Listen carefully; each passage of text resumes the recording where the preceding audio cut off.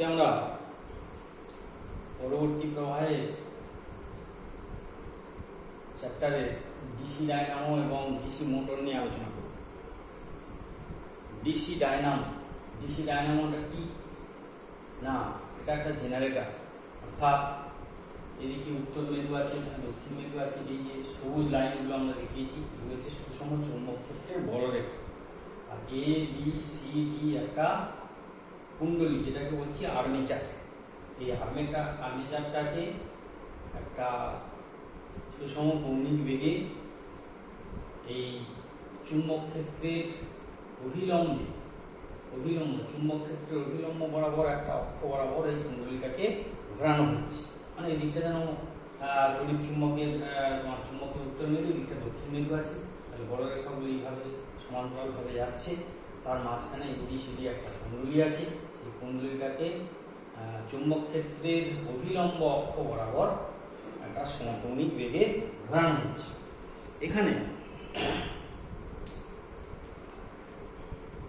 এখানে এবিসিডি হচ্ছে কুণ্ডলী বা আর্মেচার, R1 R2 হচ্ছে কমিউটেটর। এই যে R1 এবং R2 সিলিন্ডারের মতো দেখতে, R1 এবং R2 হচ্ছে দুটো কমিউটেটর, পিতলের তৈরি। আর T1 T2 দুটো ব্রাশ যে স্প্রিংয়ের সাহায্যে এই কমিউটেটর দুটোর সঙ্গে সংস্পর্শে রাখা আছে। কখনোই কিন্তু এরা এই সংস্পর্শ ছাড়বে না। R1 এর সঙ্গে R1 আচ্ছা, এখানে হচ্ছে এটাকে T1 করি, দুটো হয়ে গেছে, T1 করি, এটা হচ্ছে T2 করি।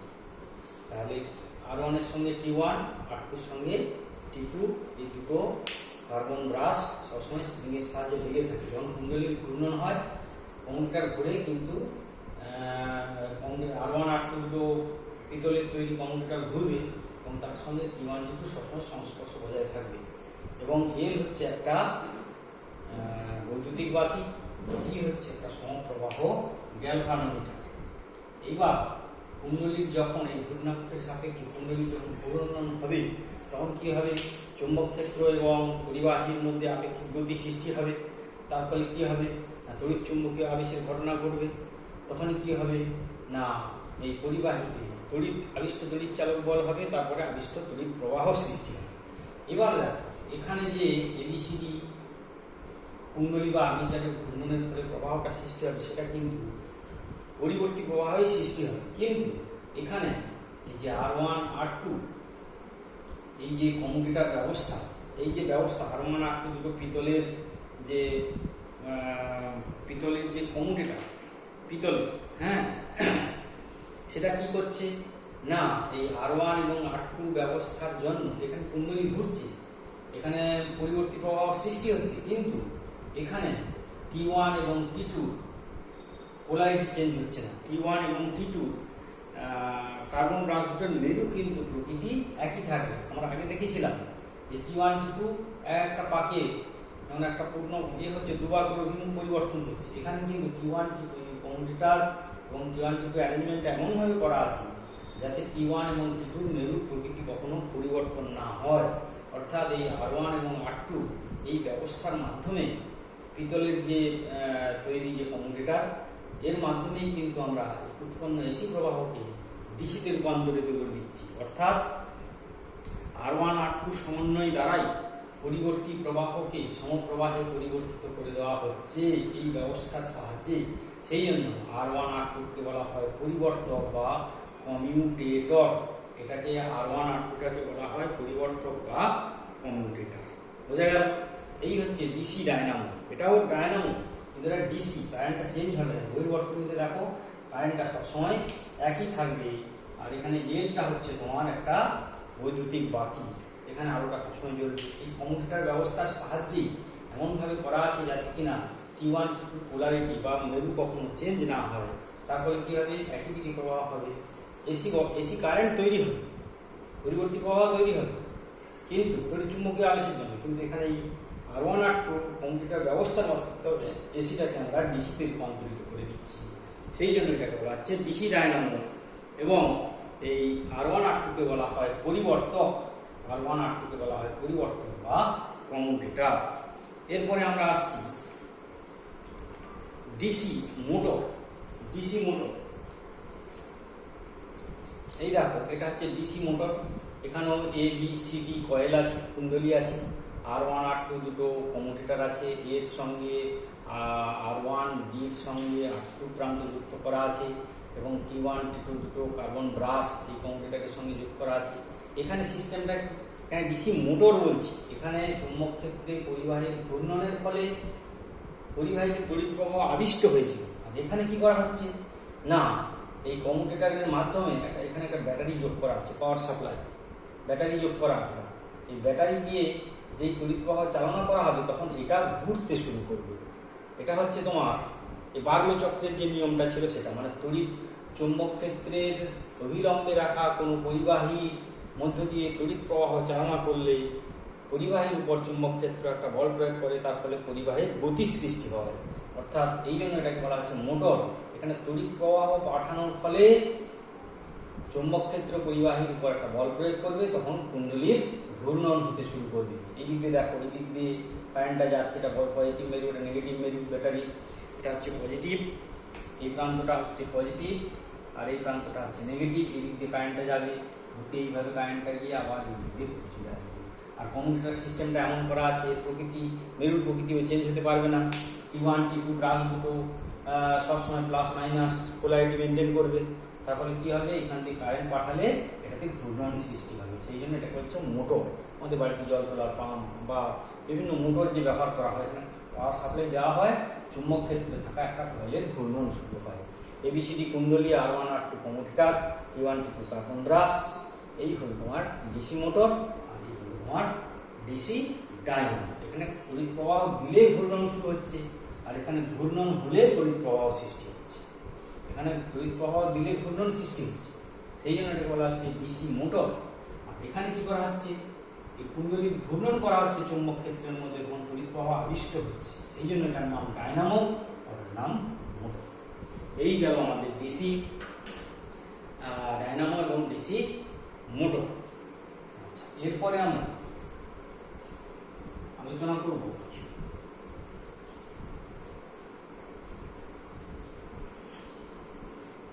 ঘূর্ণি প্রবাহ।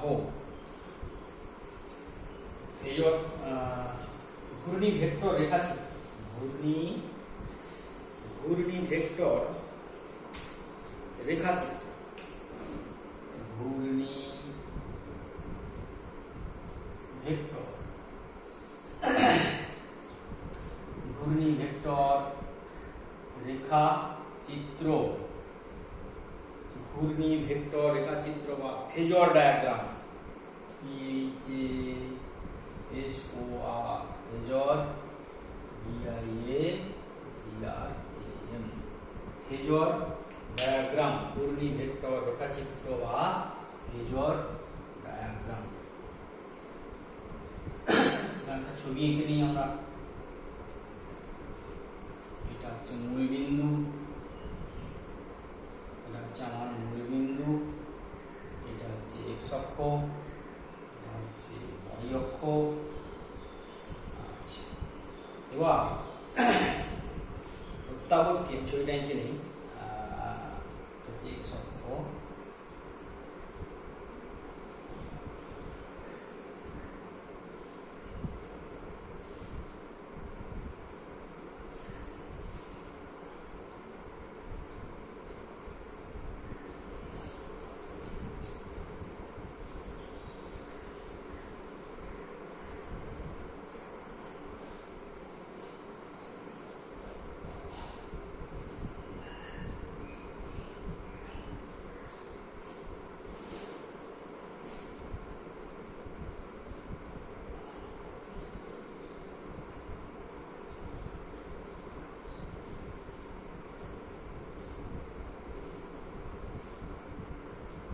এই যে আমরা একটা লেখচিত্র এঁকেছি, এইটা t=0 অর্থাৎ শুরুতে, এটা হচ্ছে আমার এক্স অক্ষ, এটা হচ্ছে ওয়াই অক্ষ। এবার t=, এটা হচ্ছে ওমেগা টি, এটা হচ্ছে ফাই। আচ্ছা, এবার হচ্ছে ঘূর্ণি ভেক্টর জিনিসটা কি, বা ঘূর্ণি ভেক্টর রেখাচিত্র জিনিসটা কি?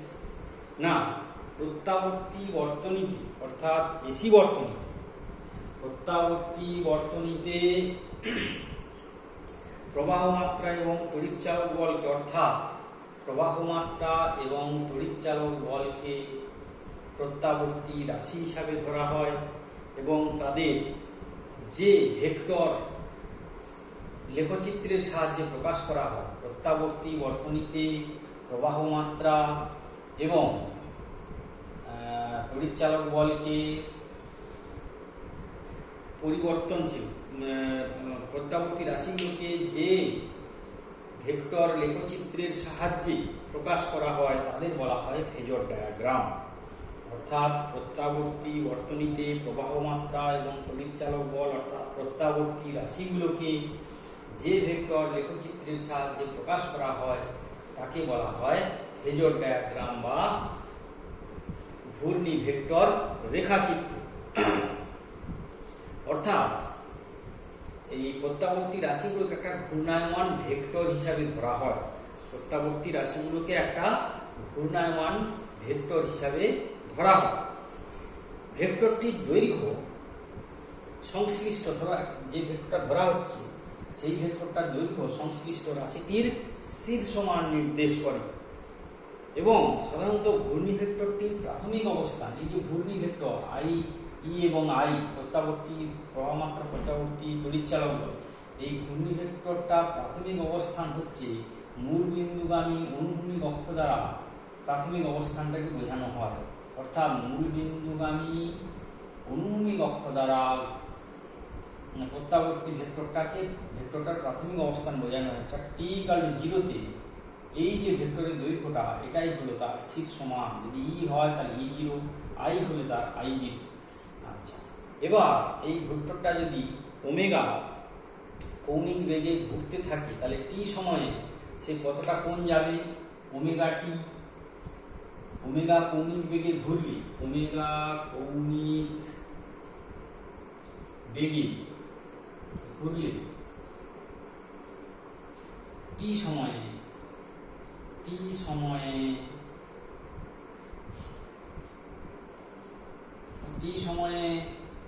উৎপন্ন কোণ হবে ওমেগা টি।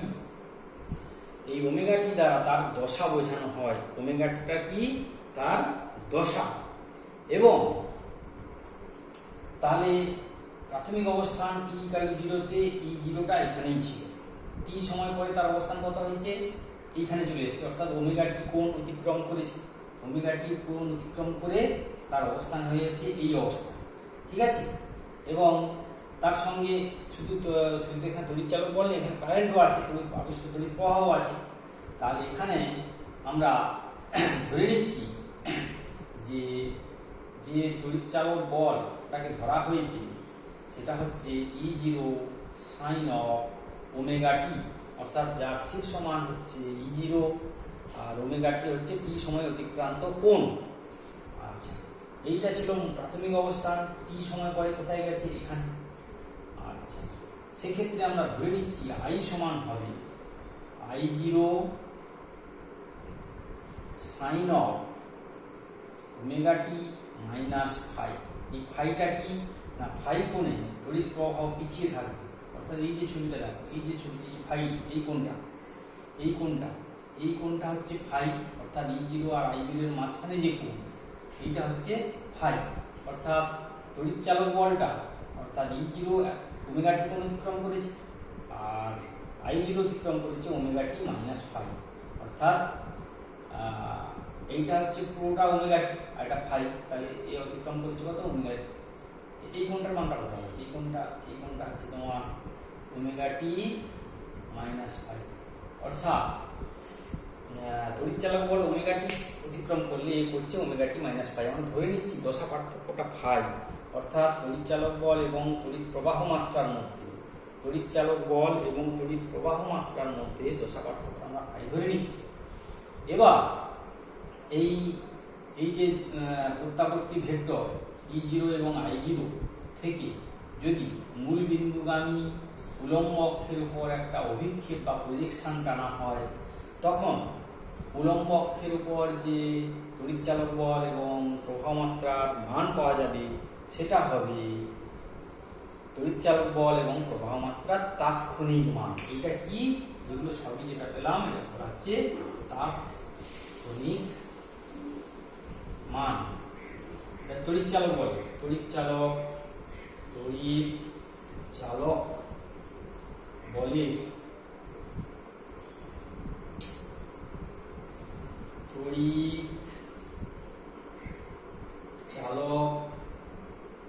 বলের তাৎক্ষণিক মান, প্রবাহ মাত্রা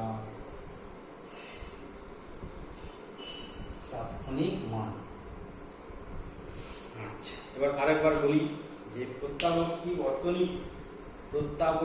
বর্তনীতে প্রবাহ মাত্রা এবং তড়িৎচালক বলকে অর্থাৎ প্রত্যাবর্তী রাশিগুলোকে যে ভেক্টর লেখচিত্রের সাহায্যে প্রকাশ করে, এই যে ভেক্টর লেখচিত্র, যে ভেক্টর লেখচিত্রের সাহায্যে প্রকাশ করা হয় তাকে বলা হয় ফেজর ডায়াগ্রাম বা ঘূর্ণি ভেক্টর রেখাচিত্র। এই লেখচিত্রে প্রত্যাবর্তী রাশিগুলোকে একটি ঘূর্ণায়মান ভেক্টর অর্থাৎ ঘূর্ণি ভেক্টর দিয়ে প্রকাশ করা হয়। এই লেখচিত্রে প্রত্যাবর্তী রাশিগুলো অর্থাৎ তড়িৎচালক বল এবং প্রবাহ মাত্রাকে একটি ঘূর্ণায়মান ভেক্টর দিয়ে প্রকাশ করা হয় অর্থাৎ ঘূর্ণি ভেক্টর দিয়ে প্রকাশ করা হয়। যে ভেক্টরটির দৈর্ঘ্য রাশিটির সংশ্লিষ্ট রাশিটির শীর্ষ মান নির্দেশ করে। ঘূর্ণায়মান ভেক্টর যেটা আমরা ধরেছি সেই ভেক্টরটার দৈর্ঘ্যটা হল রাশিটির শীর্ষ মান। সাধারণত ঘূর্ণি ভেক্টরটির প্রাথমিক অবস্থান, এই যে ঘূর্ণি ভেক্টর এটা প্রাথমিক অবস্থান মূল বিন্দুগামী অনুভূমিক অক্ষ দ্বারা প্রকাশ করা হয়। ঘূর্ণি ভেক্টরটার প্রাথমিক অবস্থান অর্থাৎ t=0 মূল বিন্দুগামী প্রাথমিক অক্ষ দ্বারা প্রকাশ করা হয় বা নির্দেশিত হয়।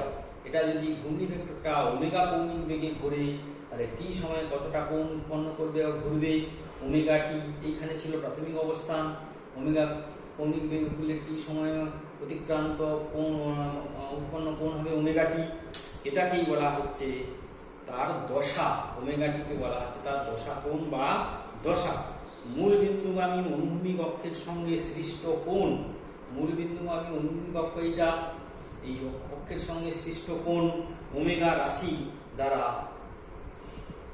রাশিটির দশা নির্দেশ করা হয়। এবং মূল বিন্দুগামী উলম্ব অক্ষের উপর ঘূর্ণি ভেক্টরটির মূল বিন্দুগামী উলম্ব অক্ষ এটা, উলম্ব অক্ষের উপর ভেক্টরটির অভিক্ষেপ E0 এবং I0 এর অভিক্ষেপ কি প্রকাশ করে না ভেক্টরটির তাৎক্ষণিক মান প্রকাশ করে। এখানে ক্ষেত্রে আমরা জেনারেলি আমরা দেখেছি যে তড়িৎচালক বলের চেয়ে তড়িৎ প্রবাহ মাত্রা ফাই কোণে পিছিয়ে আছে, অর্থাৎ এখানে তড়িৎচালক বল এবং প্রবাহ মাত্রার মধ্যে দশা পার্থক্য হচ্ছে ফাই। এখানে দশা পার্থক্য কত? ফাই, এবং সেটা মাইনাস মানে পিছিয়ে আছে। প্লাস থাকলে এগিয়ে থাকতো, মাইনাস থাকলে পিছিয়ে থাকতো। মানে আরেকবার বলে দিচ্ছি, প্রত্যাবর্তী বর্তনীতে প্রবাহ মাত্রা এবং তড়িৎচালক বলকে অর্থাৎ প্রত্যাবর্তী রাশিগুলোকে যে ভেক্টর লেখচিত্রের সাহায্যে প্রকাশ করা হয় তাকে বলা হয় ঘূর্ণি ভেক্টর রেখাচিত্র বা ফেজর ডায়াগ্রাম। অর্থাৎ প্রত্যাবর্তী বর্তনীতে প্রবাহ মাত্রা এবং তড়িৎচালক বলকে অর্থাৎ প্রত্যাবর্তী রাশিগুলোকে যে ভেক্টর লেখচিত্রের সাহায্যে, এই যে ভেক্টর লেখচিত্র, এই যে ভেক্টর লেখচিত্রের সাহায্যে প্রকাশ করা হয় তাকে বলা হয় ঘূর্ণি ভেক্টর রেখাচিত্র বা ফেজর ডায়াগ্রাম। এই লেখচিত্রে প্রত্যাবর্তী রাশিগুলোকে একটি ঘূর্ণায়মান ভেক্টর বা ঘূর্ণি ভেক্টর দিয়ে প্রকাশ করা হয় এবং যার দৈর্ঘ্য রাশিটির শীর্ষ মান নির্দেশ করে। এই দৈর্ঘ্যটা, এই যে দৈর্ঘ্য রাশিটির শীর্ষ মান নির্দেশ করে এবং ভেক্টরটির প্রাথমিক অবস্থান মূল বিন্দুগামী এক্স অক্ষ বরাবর এবং টি সময়ে যদি ওমেগা কৌণিক দিকে ঘুরে অতিক্রান্ত কোণ হবে ওমেগা টি। তাহলে টি সময়ে t=0 এখানে ছিল, টি সময় পরে কত হবে, E0 অবস্থান এখানে হয়ে যাবে, ধরে নিলাম I0 অবস্থান এখানে হবে। এবং এই ওমেগা টিকে বলা হয় ভেক্টরটির দশা, অর্থাৎ অনুভূমিক অক্ষের সঙ্গে যে কোণটা তৈরি করেছে ভেক্টরটা। প্রথমে ছিল মূলবিন্দুগামী অনুভূমিক অক্ষ বরাবর, তারপর চলে গেল এই অবস্থানে, তাহলে অনুভূমিক অক্ষের সঙ্গে ভেক্টরের যে কোণ সেটাকে বলা হচ্ছে তার দশা। এবং এই ঘূর্ণায়মান ভেক্টরটি অর্থাৎ ঘূর্ণি ভেক্টরটির অভিক্ষেপ মূলবিন্দুগামী এই যে উলম্ব অক্ষ আছে, এটা হচ্ছে অনুভূমিক অক্ষ, এটা উলম্ব অক্ষ, অনুভূমিক অক্ষের উপর ঘূর্ণায়মান ভেক্টর দুটোর অভিক্ষেপ ভেক্টর দুটির তাৎক্ষণিক মান প্রকাশ করে। অর্থাৎ ই ইকুয়াল হবে E0 sin omega T, I equal হবে I0 sin omega t minus alpha minus phi. আমরা ধরে নিয়েছি পিছিয়ে আছি, কিন্তু পরবর্তীকালে যখন আমরা স্পেসিফিক আলোচনা করবো তখন দেখব কখনো প্রবাহ মাত্রা এগিয়ে যাবে, কখনো প্রবাহ মাত্রা পিছিয়ে পড়বে, আবার কখনো প্রবাহ মাত্রা এবং তড়িৎচালক বল একই দশায় থাকবে। এই হলো আমাদের ঘূর্ণি ভেক্টর রেখাচিত্র বা ফেজর ডায়াগ্রাম।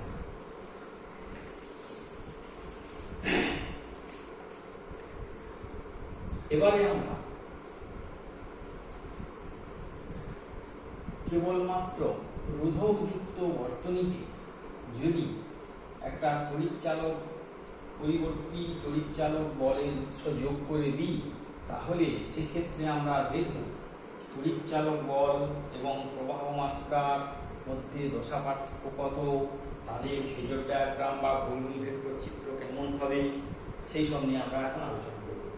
কেবলমাত্র রোধযুক্ত এসি বর্তনী, কেবলমাত্র রোধ যুক্ত এসি বর্তনী,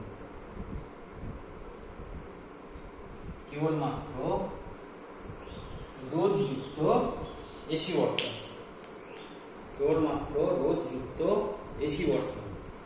এইবার মনে করো এই একটা রোধক, এই হচ্ছে এসি সোর্স, দেখেছিলাম এসি সোর্সের চিহ্ন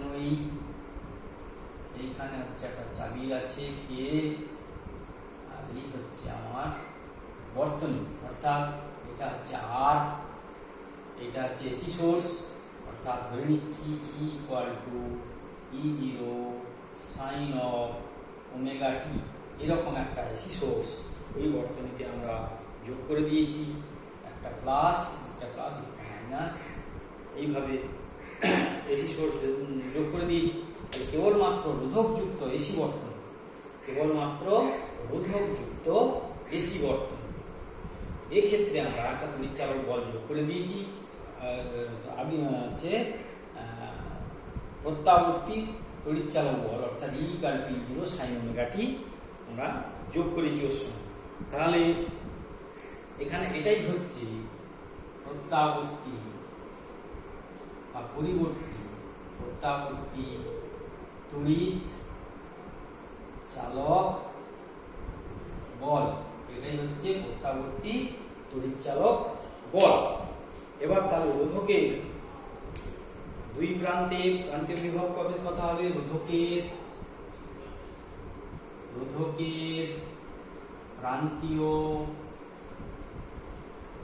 বিভব প্রভেদ কত হবে, VR equal to I into R, VR equal to I into R। এর মধ্যে দিয়ে যদি I তড়িৎ প্রবাহিত হয়, এর মধ্যে দিয়ে যদি I তড়িৎ প্রবাহিত হয়, তাহলে VR ইকুয়াল টু কত হবে, I into R। কারশফের সূত্রানুসারে,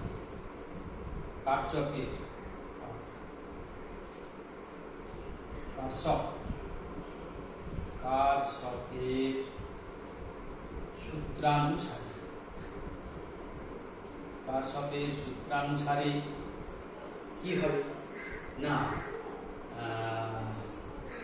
E minus IR equal to 0 হবে, তার মানে IR ইকুয়াল টু E হবে, তার মানে I ইকুয়াল টু হবে E বাই R সমান হবে E ভাগ R সমান E0 sine of omega t by R, বা I ইকুয়াল টু হবে I0 সাইন অফ ওমেগা টি। অর্থাৎ এখানে এখানে I0 সমান E0 বাই R। I0 সমান কত? E0 by R। তার মানে আমাদের তড়িৎ চালক বল কত ছিল?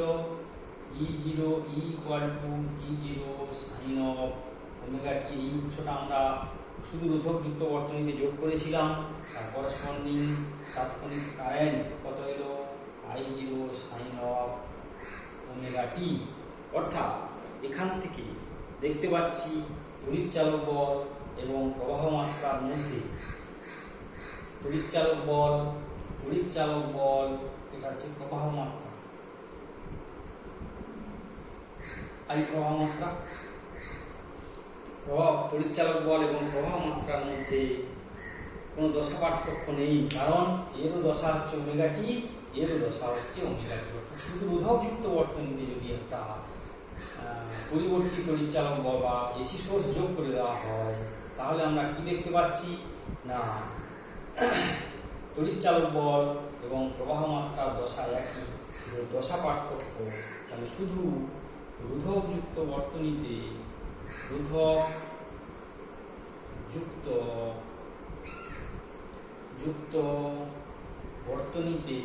রোধকযুক্ত বর্তনীতে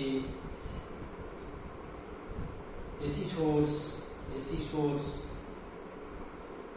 যোগ করলে তড়িৎ চালক বল ও প্রবাহ মাত্রার দশা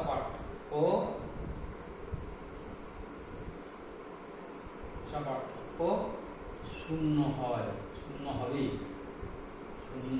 কারণ দুজনের দশা হচ্ছে ওমেগা টি, তাহলে দশা পার্থক্য কত হচ্ছে? শূন্য। দশা পার্থক্য শূন্য হয়। এবার হচ্ছে তড়িৎ চালক বল এবং প্রবাহ মাত্রার হ্রাস বৃদ্ধির তরঙ্গ চিত্র।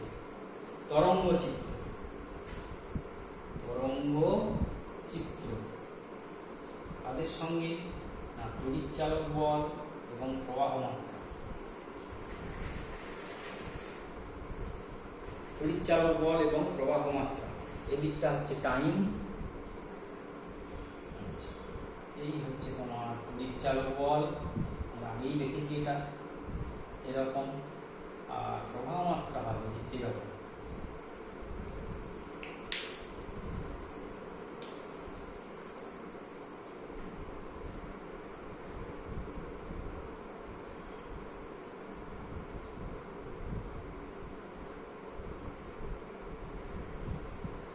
এইটা হচ্ছে তোমার E0 E, এটা হচ্ছে তোমার I। অর্থাৎ এই যে ভ্যালুটা, এই যে এখান থেকে এই ভ্যালুটা নিলাম, এইটা হচ্ছে E0, এটা হচ্ছে I0। এই ভ্যালুটা কত? I0। এখানে হচ্ছে এই দিকটা বরাবর E0 I0 প্রকাশ করছি, এই দিকটা সময়। কেন? এখানে দেখো এর বিস্তারটা কত? E0 বেশি হচ্ছে এবং I0টা কম হচ্ছে। কেন হচ্ছে? ভালো করে লক্ষ্য করো। এর বিস্তার ছিল E0 আর এর বিস্তার হয়ে গেল I0। I0 সমান হচ্ছে E0 বাই R, অর্থাৎ E0 কে বর্তনীর রোধ দিয়ে ভাগ করা হয়েছে। নেচারে সেই ভাগফলটা মানটা কম হবে, সেই কারণে I0 এক্ষেত্রে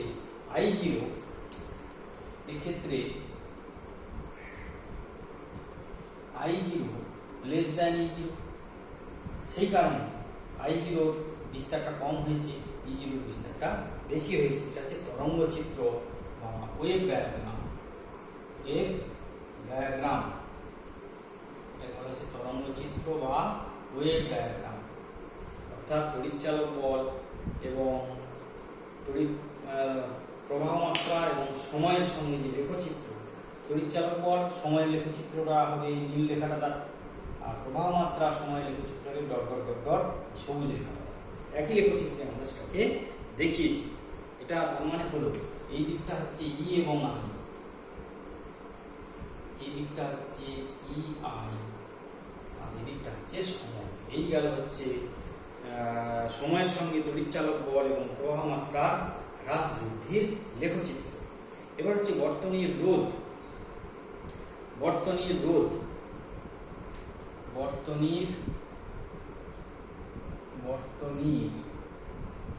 বর্তনীর প্রতিরোধ ইম্পিডেন্স, প্রতিরোধ বর্তনীর প্রতিরোধ বা ইম্পিডেন্স,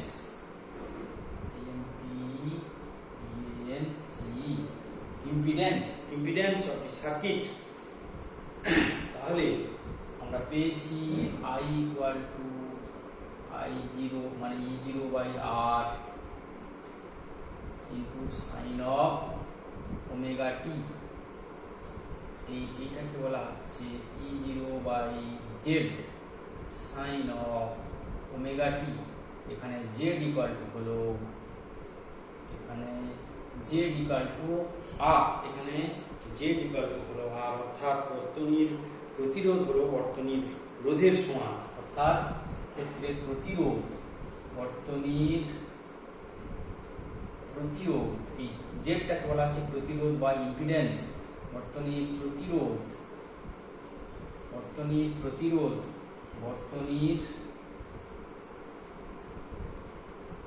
রোধের সমান, বর্তনীর প্রতিরোধ বর্তনীর রোধের সমান। তাহলে কি হলো না, বর্তনীর প্রতিরোধ বর্তনীর রোধের সমান হয়ে গেল। এবার আমরা ঘূর্ণি ভেক্টর চিত্রটা, ঘূর্ণি ভেক্টর চিত্র। আচ্ছা, ঘূর্ণি ভেক্টর চিত্র।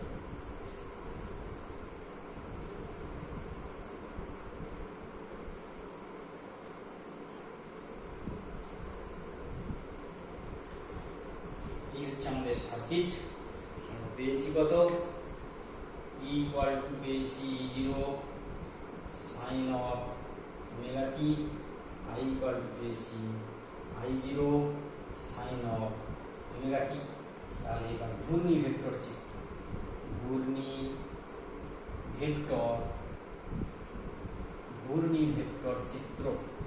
ঘূর্ণি ভেক্টর চিত্র জিনিসটা কিরকম হবে না, আমরা আগের মতোই এখানে হচ্ছে x অক্ষ, y অক্ষ, এটা x অক্ষ, এটা হচ্ছে y অক্ষ, এটা হচ্ছে মূলবিন্দু, এটা হচ্ছে মূলবিন্দু। তাহলে এইটা হচ্ছে প্রাথমিক অবস্থান t ইকুয়াল টু 0-তে। তাহলে এইবার E0 ওমেগা বেগে হচ্ছে, এটা E0 ঘূর্ণন হচ্ছে এই বরাবর ওমেগা। আর যেহেতু এখানে ছবিতে আমরা দেখতে পাচ্ছি এটা হচ্ছে I0, এইটা হবে তোমার E আর এইটা হবে R। এই হচ্ছে আমার ঘূর্ণি ভেক্টর চিত্র। এখানে তড়িৎচালক বল, দেখো এখানে তড়িৎচালক বল এবং প্রবাহ মাত্রার মধ্যে কোনো দশা পার্থক্য নেই।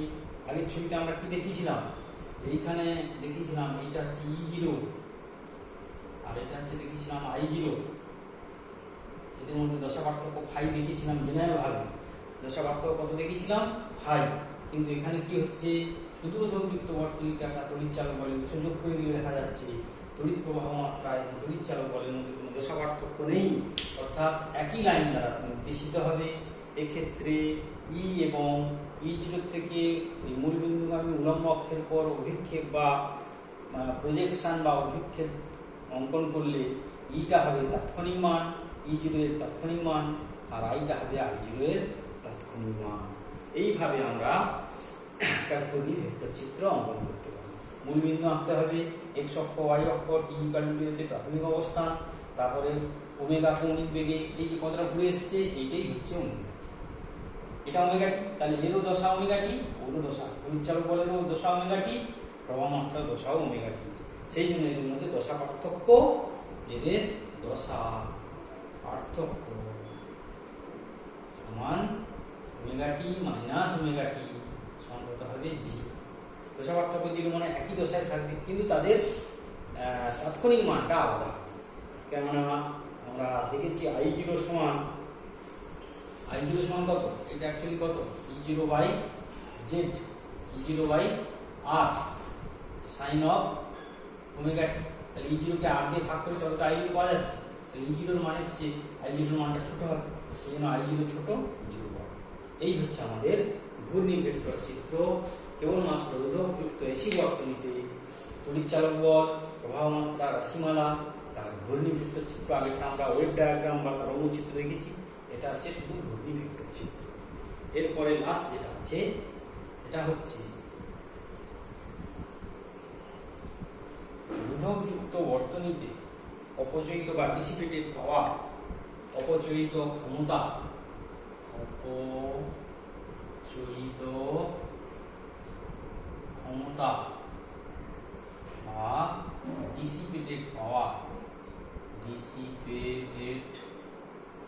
পাওয়ার, অর্থাৎ শুধু রোধকযুক্ত বর্তনীতে ডিসিপেটেড পাওয়ারটা কত হবে সেটা আমরা হিসাব করব। আমরা অলরেডি পেয়ে গেছি E = E0 sin of omega t, I পেয়েছি I0 sin of omega t শুধু রোধকযুক্ত বর্তনীর ক্ষেত্রে। তাহলে বর্তনীর তাৎক্ষণিক ক্ষমতা,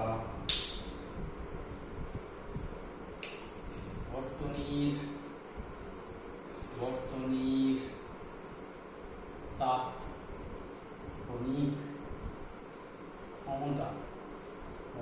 তাৎক্ষণিক ক্ষমতা P কত হবে E × I।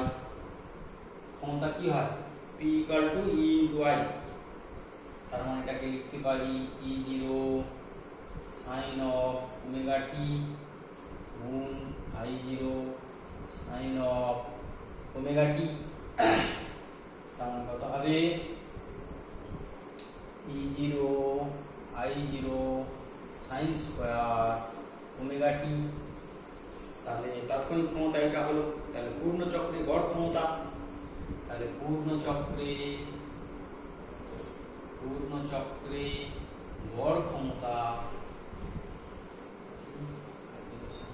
কি পূর্ণ চক্রে গড়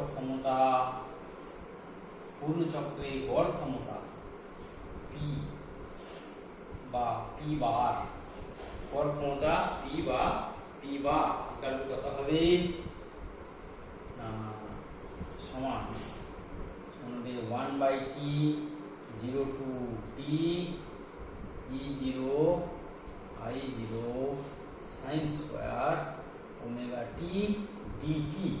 পূর্ণ চক্রে গড় ক্ষমতা কত হবে E0 I0 sin square omega t। ক্ষমতাকে P ধরেছি, এটা হচ্ছে পূর্ণ চক্রে গড় ক্ষমতাকে এইরকম একটা এভারেজ বা P বার দিয়ে প্রকাশ করা হয়। 1/t 0 to t E0 I0 sin square omega t dt। তাহলে আমরা এটা জাস্ট সিম্পলিফাই করব। তাহলে 1 বা E0 by I0, E0 I0 I মানে E0 I0 by 2 into t 0 to t 2 sin square omega t dt সমান লেখা যাবে দেখো E0 I0 by 2t into এটা হবে 0 to t 1 minus cos 2 omega t dt। কেন 2 sin স্কয়ার থিটা সমান হয় আমাদের 1 minus cos 2 theta. 2 sin square theta সমান কত হয় 1 minus 2 sin স্কয়ার থিটা মানে 1 minus cos of 2 omega t dt। আচ্ছা, এবার হচ্ছে এটাকে লেখা যাবে E0 বা E0 I0 by 2t, এটা হবে 0 to t শুধু dt একটা হবে minus E0 I0 by 2t integration cos of 2 omega t dt সমান এটা হবে E0 I0 by 2t into t minus সেটা হবে E0 I0 by 2t। আচ্ছা, cos থিটার ইন্টিগ্রেশন কত হবে না sin 2 omega t sin theta মানে sin থিটার ডেরিভেটিভ হচ্ছে cos থিটা। তাহলে cos থিটার ইন্টিগ্রেশন হবে sin theta sin of 2 sin of 2 omega t by 2 omega, এটা হবে 0 to t ইন্টিগ্রেশন হয়ে যাবে 0 to t। Sine 2 omega t by 2 omega. তাহলে এটা হয়ে গেল E0 by I0 by T কেটে গেল 2 minus E0 I0 by 2t। এটা কত হবে sine of 2 into twice pi by t, omega মানে হচ্ছে twice pi by t into t. এখানে নিচে আমি একটা ওমেগাটাকে নিয়ে চলে এলাম, 2 মানে টি ইন্টু 2 ওমেগা মাইনাস 0 হয়ে যাবে। এখানে দেখো 2 ওমেগা টি কেটে যাবে 4 পাই, মানে ওটাও 0 হয়ে যাবে। তার মানে E0 I0 by 2 minus E0 I0 by 4t omega. তো এটা হবে 0 মাইনাস 0, তার মানে হচ্ছে E0 I0 বাই 2, এটা 0 হয়ে যাচ্ছে, মাইনাস 0 সমান E0 I0 বাই 2। তাহলে অপচয়িত ক্ষমতা কত হলো E0 I0 by 2।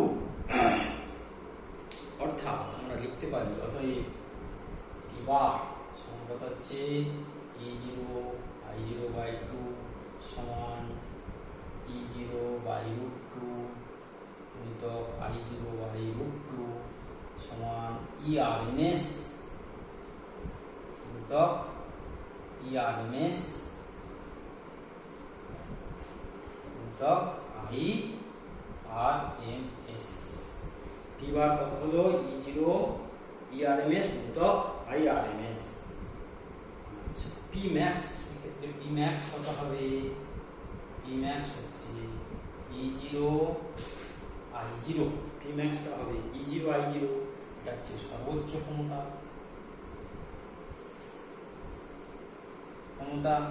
R PRMS হবে ERMS IRMS। তাহলে শুধু রোধকযুক্ত বর্তনীতে আমরা কি পেলাম না P max সমান E0 I0 পিক ভ্যালু দ্বয়ের গুণফল এবং PRMS সমান ERMS গুণিতক IRMS, অর্থাৎ IRMS এবং ERMS ভ্যালুর গুণফল। তাহলে একবার বলে দিই, বর্তনীর তাৎক্ষণিক ক্ষমতা EI E0 sin omega t I0 sin omega t E0 I0 sin square omega t, পূর্ণ চক্রের গড় ক্ষমতা P equal to P average বা P bar 1/t on 0 to t E0 I0 sin square omega t dt। আচ্ছা, sin square omega t dt। আচ্ছা, তারপরে E0 I0 by 2t 0 to t 2 sin square omega t dt E0 I0 by 2t 0 to t 1 minus sin cos 2 omega t dt, 2 sin square theta মানে 1 minus cos 2 theta. E0 I0 by 2t dt minus E0 I0 by 2t cos 2 omega t dt E0 I0 by 2t into t, এটা integration করলে t হয়ে যাবে। আর E0 I0 by 2t আর cos 2 omega t integration হবে sin 2 omega t divide by 2 omega 0 to t। তাহলে E0 by I0 t কেটে গেল 2 E0 I0 divide by 2 minus E0 I0 2t divide by 2t into 2 omega. তাহলে sin of 2 omega মানে twice pi by t into t minus এখানে t সমান 0 বসালে 0 হয়ে যাবে, আবার sin 4 পাই ইকুয়াল টু 0 হবে, তাহলে 0 মাইনাস 0, তার মানে শুধু থেকে যাচ্ছে E0 I0 বাই 2 সমান E0 I0 বাই 2। তার মানে হচ্ছে P bar equal to E0 I0 by 2 E0 by root 2 I0 by root 2 ERMS into IRMS। সর্বোচ্চ ক্ষমতা P max equal to E0 I0 সর্বোচ্চ ক্ষমতা, PRMS সমান হচ্ছে ERMS ইনটু IRMS। তাহলে শুধু রোধকযুক্ত বর্তনীর আমরা দশা দেখলাম, তরঙ্গ চিত্র দেখলাম, ঘূর্ণি ভেক্টর চিত্র দেখলাম এবং বর্তনীর অপচয়িত ক্ষমতা বা ডিসিপেটেড পাওয়ার কত হবে সেটাও আমরা দেখে নিলাম। এর পরের দিন আমরা কেবলমাত্র বিশুদ্ধ আবেশকযুক্ত বর্তনী নিয়ে আলোচনা করব। আজকের এই